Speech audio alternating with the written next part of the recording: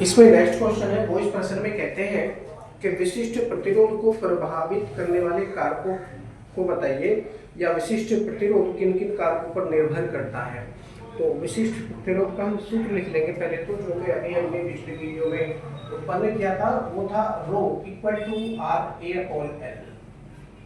Row equal to R A upon L. इसके अनुसार यदि हम देखते हैं, रो क्या है यहाँ पर विशिष्ट प्रतिरोध है, आर क्या है उस चालक का प्रतिरोध है, ए उसका क्षेत्रफल है और एल चालक तार या चालक की लंबाई है। ठीक है, तो हम देखते हैं rho equal to R A upon L हमको ये प्राप्त हो रहा है। इसके अनुसार यदि हम देखते हैं तो रो में और आर में संबंध यदि हम देखते हैं तो रो प्रोपोर्शनल आर हो जाता है, रो प्रोपोर्शनल आर हो जाता है। तथा दूसरा और क्या बन रहा है यहाँ पर, रो प्रोपोर्शनल ए, और तीसरा क्या बन रहा है यहाँ पर, रो प्रोपोर्शनल 1 अपॉन एल, रो प्रोपोर्शनल 1 अपॉन एल। अर्थात ये संबंध यहाँ पर उत्पन्न हो रहा है। जब हम पहली लाइन के अनुसार देखते हैं, रो प्रोपोर्शनल कैपिटल आर है, यानी उस चालक तार के प्रतिरोध के समानुपाती होता है।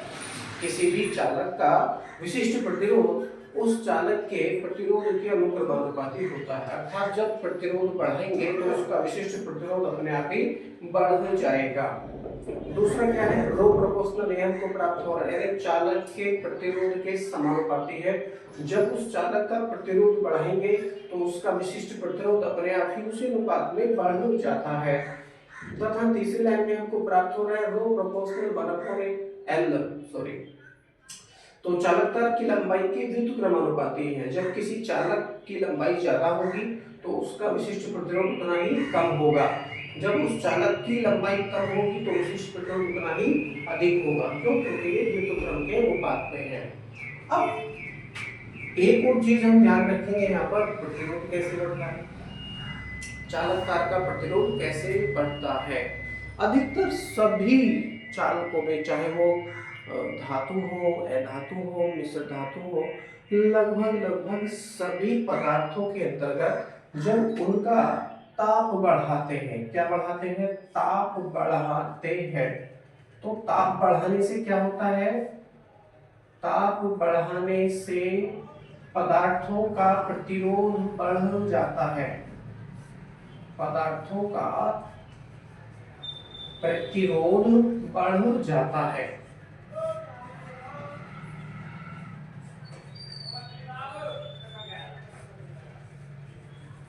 ताप बढ़ाने से पदार्थों का प्रतिरोध बढ़ जाता है, जिसके कारण उसका विशिष्ट प्रतिरोध भी बढ़ जाता है।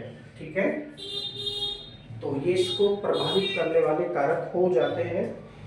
नेक्स्ट क्वेश्चन है, मैग्नीज की प्रतिरोधकता 44 इंटू 10 की पावर माइनस के 8 ओम मीटर है, इस कथन का अर्थ समझाइए। तो ये वैल्यू दे रखी है यहाँ पर विशिष्ट प्रतिरोध की, जहाँ पर रो इक्वल टू दे रखा है। अगला प्रश्न मैं हासिल करने का प्रयास कर रहा हूँ। रो इक्वल टू 44 इंटू 10 की पावर कितना है, 10 की पावर माइनस के 8 ओम मीटर,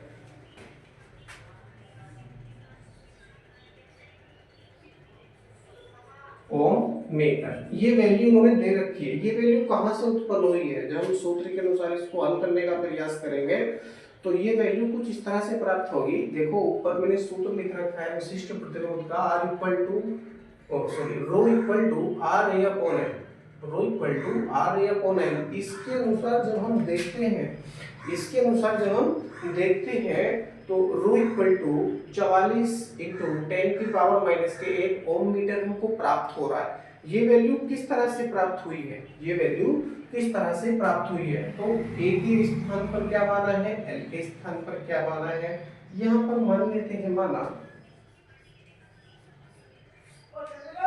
माना ए इक्वल टू 1 मीटर स्क्वायर,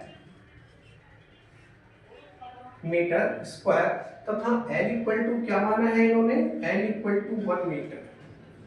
भाई तभी तो प्राप्त होगा जब हम इन सूत्रों में ए के स्थान पर 1 मीटर स्क्वायर रखेंगे, एल के स्थान पर 1 मीटर स्क्वायर रखेंगे, तब हमको क्या प्राप्त होगा, रो इक्वल टू 44 इंटू 10 की पावर माइनस के 8 प्राप्त होगा। ठीक है, तभी तो हमको ये प्राप्त होगा। हम रख लेते हैं रो इक्वल टू आर के स्थान पर ये वैल्यू प्रयोग करेंगे 44 इंटू 10 की पावर माइनस के 8। अब देखिए इसका मात्रक, अब ये हमने आर के स्थान पर रखा है, जब हम आर के स्थान पर इसको रखेंगे तो मात्रक ओम मीटर नहीं रहेगा, ये प्रतिरोध है केवल, तो इसका मात्रक क्या हो जाएगा, ओम हो जाएगा। केवल क्या हो जाएगा, ओम हो जाएगा, ओम हो गया। ठीक है, अब ए आ रहा है, ए के स्थान पर क्या माना है हमने, 1 मीटर स्क्वायर माना है इंटू 1 मीटर स्क्वायर।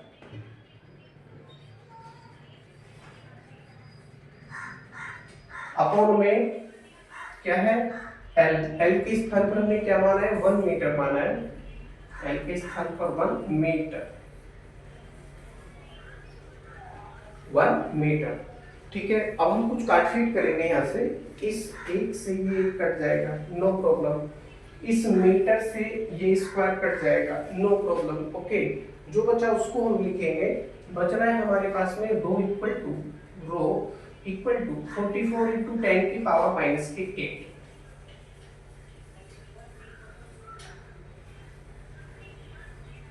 मात्रक है ओम मीटर,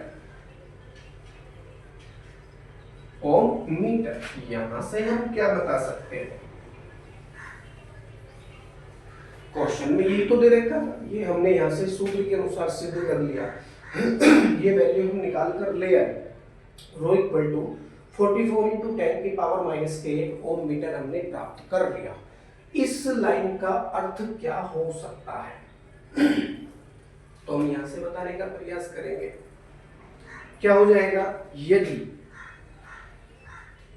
मैग्नीन की प्रतिरोधकता है ये, तो मैग्नीन का ही हम यहाँ पर प्रयोग करेंगे। हो जाएगा मैग्नीन के 1 मीटर लंबे तथा 1 मीटर स्क्वायर अनुप्रस्थ क्षेत्रफल वाले गुटके का प्रतिरोध, क्षेत्रफल वाले गुटके का प्रतिरोध कितना है, 44 इंटू 10 की पावर माइनस के 8 ओम है।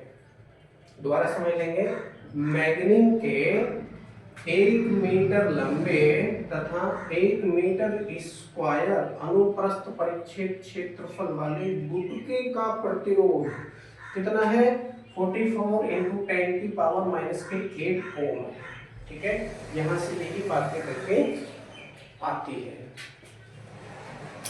नेक्स्ट क्वेश्चन है,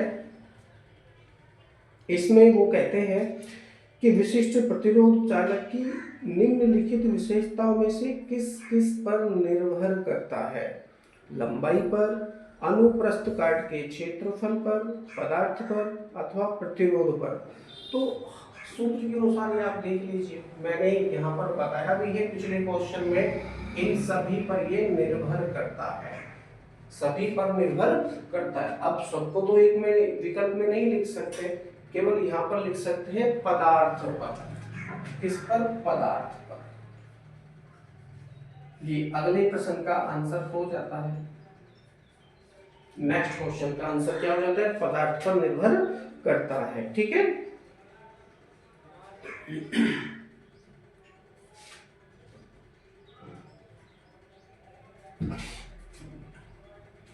इसमें नेक्स्ट क्वेश्चन है, वो इसमें कहते हैं कि तार का प्रतिरोध 500 ओम है, इसकी वैद्युत चालकता ज्ञात कीजिए, कितनी हो जाएगी। ठीक है, इसको अगले प्रश्न में हम ले लेते हैं अगले वीडियो में।